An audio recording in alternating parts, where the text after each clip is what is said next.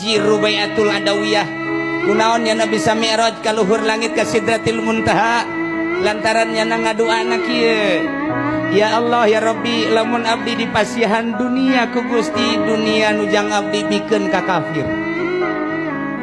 Hiji andai kata geus dibikeun ka kafir lantaran kafir mah beujeuhna dibere dunia abdi mah ulah.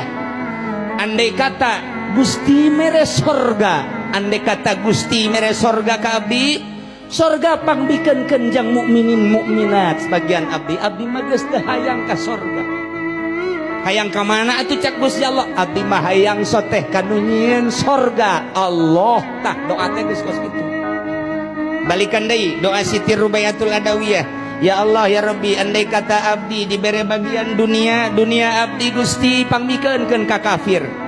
Ulah dibikeun ka mukminin besi jadi berateun ka kafir bae beujeuhna kafir mah dibere dunia lantaran kafir mah sorgana dunia.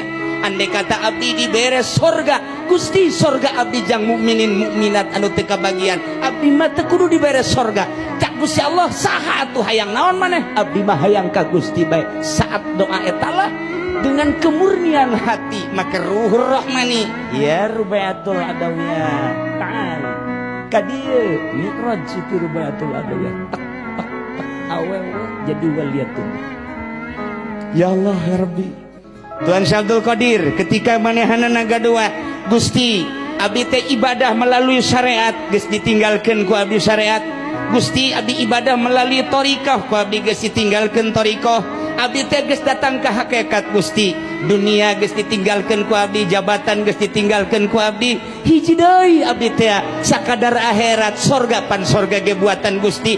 Gusti eta sorga teh jang murid-murid abdi bae. Abdi mah teu hayang ka sorga, hayang ka mana anjeun hai Abdul Qadir? Abdi mah hayang teh ka Gusti bae, hiji bae ka Gusti nu nyieun dunia jeung akhirat. Ketika doa eta dilantunkeun, Tuhan Syabdul Qadir dimi'rajkeun ku Gusti Allah ta'ala. Ya Abdul Qadir, sanggup urang ngadoa kos gitu? Gusti lamun aya dunia pi abdi misalnya Haji Masuri ya.